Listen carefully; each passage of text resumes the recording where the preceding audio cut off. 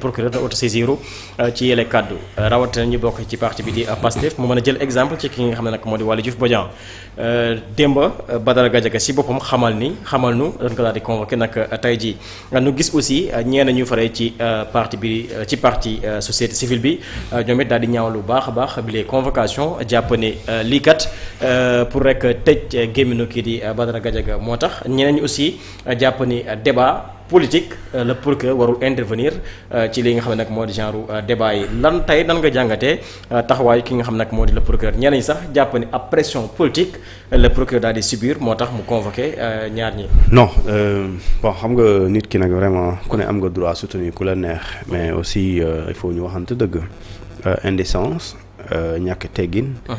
saaga ak yu ñu tuddee xaste. loolu débat politique déedéet loolu débat politique.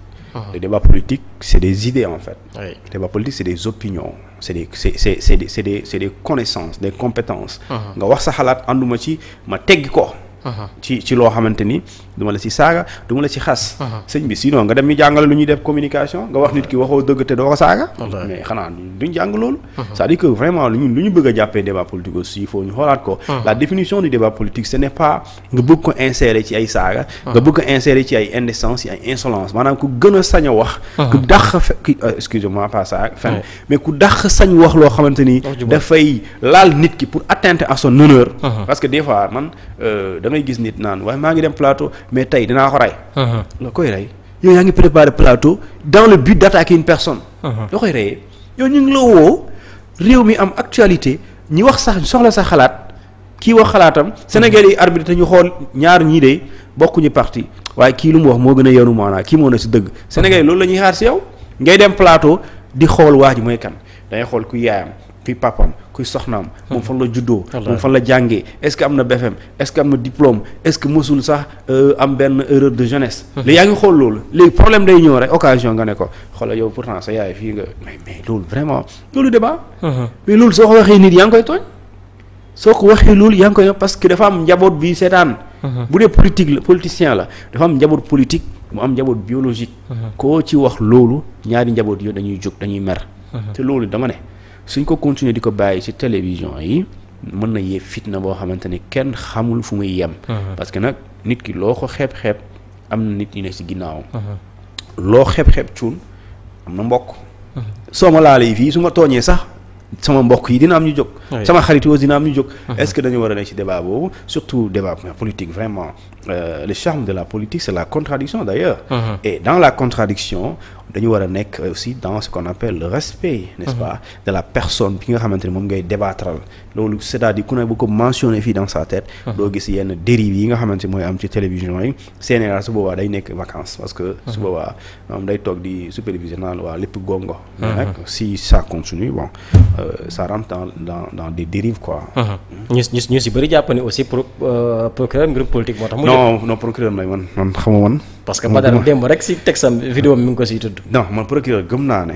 comme politiciens yi ñoom ñooy tooñ justice. mais procureur moom bu jàppee ne buñ ko ne monsieur le procureur vous êtes un magistrat. bi nga xamante ni vous jugez de l'opportunité des poursuites. En quelque sorte vous êtes maître. donc si vous jugez opportunité de poursuite on peut lui demander de poursuivre. mu bañ. Oui. Parce que kon sinon bu dee mënul bañ.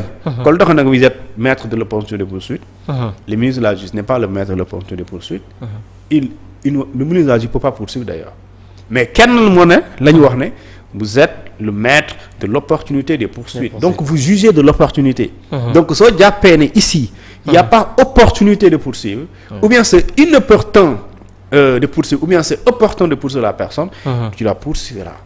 Si c'est le contraire doo ko topp. léegi nag kon lii ñuy wax nii ci mbedd mi loolu mooy clameur publique si laa.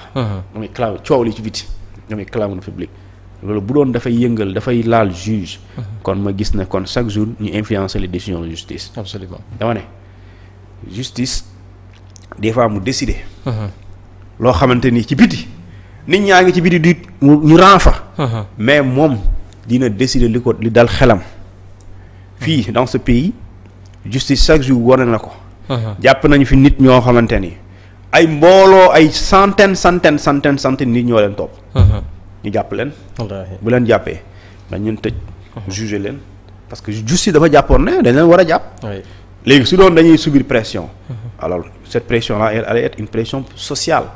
d'accord mais cette pression sociale n'a pas empêché au magistrat. mu jàpp ne dafa war a topp diw jàpp ko daf ko topp jàpp ko.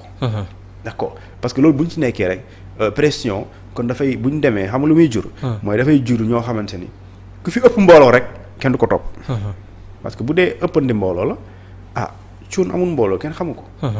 kon moom même bu defee loo xamante ne war nañ ko mën a jégalee sax ñu jégal ko. duñ ko baal mais kee am na mbooloo def na lu jaaduwul. def na lu jaadu ñëpp xam ko mais ñu ne mbooloo bi ne kenn du ko laal loolu war ñu nekk ci réew boobu. donc pression je dis bien mais ci terrain nag bu dara amee d'accord mun nañu ku ne war am nga sa xalaat. mais sa xalaat boobu jàppal ne fa la yem donc sa xalaat boobu mënul soppaleku pression. pour ne woy sama xalaat bii moom laa war a imposer may juge bi. wala moom laa war a imposer procureur pour mu def lii da nga koy yow sa xalaat loolu nga bëgg. et procureur moom mooy apprécier de l'opportunité de poursuite bu jàppee ne war na topp même boo ci àndul day topp. bu jàppee ne warul topp même boo ci àndul du topp. léegi nag kooku il faut nga jox ko cëram nga xam ne moom moo xam bu jàppee ne war na topp day topp bu jàppee ne warul topp aussi du topp kenn. après mën nañ takk rajo yi nekk ci TikTok nekk ci Facebook loolu ñun la loolu sénégalais yi la mais loolu ça c'est le public extérieur. Ça c'est pas l'administration de la justice. ñenn ñi sax commencé di wax ni liberté d'expression dafa commencé dellu ginnaaw wala la démocratie elle est même menacée fi nga xam ne nag moo di ci réew pour Sénégal par rapport ak convocation yi di commencé gis ñu ci bëri ci société civile daanaka lecture boobu noonu am par rapport ak convocation yi commencé am fii ci réew mi. Mais convocation moom mënul ñàkk ci réew. mënul ñàkk convocation. démocratie dafa am mais démocratie. soo ko doon xayma pour nit ki comprendre ko mooy la démocratie c'est un ensemble de libertés plurielles la démocratie aussi un ensemble de libertés d'état de droit mais aussi ci liberté yooyu c'est une liberté d'expression une liberté d'opinion une liberté de culte une liberté de croyance une liberté syndicale une liberté politique etc. mais aussi la démocratie c'est une question de responsabilité c'est-à-dire toutes ces libertés nga dajale ko confondues c'est des droits mais yoo xamante ne dañoo am limite xam nga Sénégal dañuy faral dina dooy am naa droit liberté et cetera la constitution sénégalaise daf ne dans les articles 8 9 10 bi ko Abdoulaye Wade modifié loo daf insérer lu ñu tuddee les droits de manifester ak liberté individuelle collective. Dans ces libertés bu koy tënk partie boobu xam nga lu mu wax. daf ne ces libertés et droits.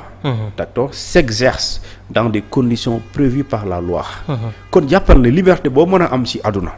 droit boo mën a am ci àdduna droit boobu li koy encadrer yoon la loi moo koy encadrer. donc une liberté un droit ne peut pas être au-dessus de la loi mënul nekk c'est-à-dire que bu ñu la ne. d'accord am nga droit manifester. am nga liberté wax sa xalaat.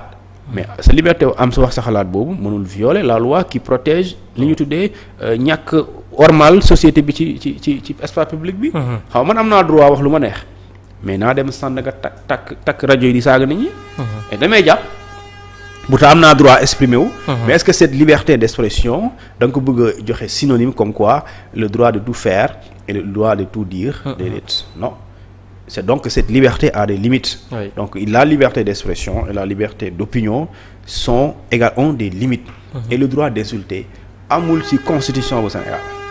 Droit d'insulter, le droit d'être arrogant et le droit à l'indécence amul ci constitution. Alors léegi lu tax pourquoi nous voulons être indécents pour être arrogant vouloir saaga nit ñi ci plateau et pareil vouloir invoquer li ñu tuddee le droit de li ñu tuddee la liberté d'expression. Donc quand aujourd'hui tu as la liberté d'expression tu donnes ton opinion mais booy joxe sa opinion tu n'as pas le droit di saaga nit ñi. tu n'as pas le droit de xas nit ñi soo ko defee aussi yaa ngi tooñ. mais est-ce que duñu jubbantiwaat texte parce que bu ñu waxee la liberté d'expression est garantie par la constitution ba pare à chaque fois bu ñu arrêté nit ñu bëgg a remettre en question li nga xam ne nag moo di la liberté d'expression wala liberté de la presse wala genre liberté yooyu noonu. mais xam nga réew mi aussi. il faut ñu discerner nit ku ne. booy wax ñu xam yooyu kan. waaw suñu xamee yooyu kan ak foo bokk. day neex a comprendre. après nga indi lu ñu bokk ñun ñëpp di république bi. lan moo ñu ëmb ak lan moo ñu ku ne mu yem lan moo la yemal sa place. tey président de la République lu mu sañ-sañ am na loo xam ne sañu ko. maanaam tey quand je dis sañ mooy lu ko constitution jox ay prérogatives. am na loo xam ne mënu ko maanaam tey président de la République moom la yàlla def Sénégal tey. moom mooy signer décret mais président de la République mënul signer décret buy toxal élection. tu dëgg donc lan moo tax constitution moo ne mënul nekk. kon constitution boobu moom mooy li ñu boole. kooku nag léegi su dee moo ñu boole mooy tere président Diomaye. mooy tere cuun mooy daganal Diomaye xeeñ cuun. mooy xeeñ cuun xeeñ diw. léegi nag soo nangoo loo tënkuñu. kon da ngay éviter d'accord di def loo xamante ne violer yoon. parce que soo ko defee da ngay tooñ sa bopp tooñ askan bi. parce que des fois ñu ne non liberté de manifester. la liberté de manifester c'est un droit constitutionnel. mais est-ce que le droit bi nga am yow sénégalais bi yow individuel. est-ce que dafa war a primer sur les libertés collectives. man am naa droit manifester mais su dee dama nar a manifester Sandaga ci rond-point bi. xam nga sama droit la.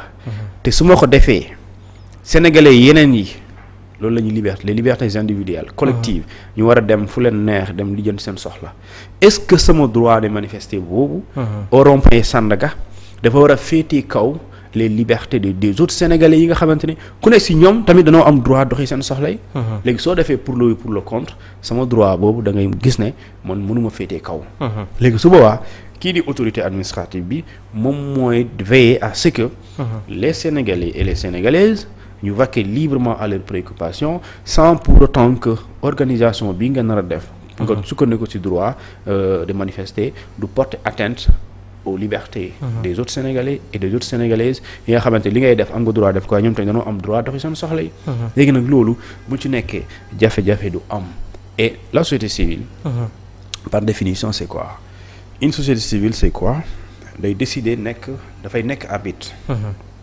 un rôle d'arbitre arbitre day maandu arbitre du sot arbitre ngay constater nga observer un rôle d'observation d'arbitre mais nga reste dans la neutralité dans l'impartialité parce que lan la mooy da nga wax ne yow ci loi république nga sukkandiku pour atte mooy opposition moo fi ne pouvoir nekk fi yow yaa nekk juste milieu ci digg bi yow waroo def ni fekkente kii moo tooñ wala waroo def ni fekk kii moo tooñ c'est-à-dire que dans une société dans une démocratie mais opposition day nekk ci loo xam ne xam nga lii tappaleel am na mais est-ce que da nga ko war a jàppale si loolu da nga ko war a lii moo ci dëgg bàyyi lii mais pouvoir aussi mën na nekk si njumte est-ce que da nga koy bàyyi mu nekk si biir da nga ko naan sëñ bi yéen a jiite réew mi waaye lii baaxul te ñun dañ ci ànd et su boobaa day gis ne bu nekkee nguur pouvoir bi moo nekk si njumte bu dee opposition bi da fay xaas ci loolu day gis ne opposition société civile ak opposition ñooy xaw a bokk même rang parce que dafa am lu ñuy xeex ñoo ko bokk si c'est le cas aussi opposition nekk ci loo xamante ni c'est du dilatoire société civile dafa war a wax opposition bi li ngeen nekk lii caaxaan la bàyyi leen ko et su boobaa loolu mooy société civile bu maandu léegi société civile bu ne da ngay ut foo far nag foofu moom yaa problème foofu day doy waar parce que ku far ma mënul atte mënta nekk Thioune sur le plan politique lan la mën jàpp ci convocation ki nga xam nag moo di Badara Gadiaga ak lan la mën indil comme jeexital parti bi di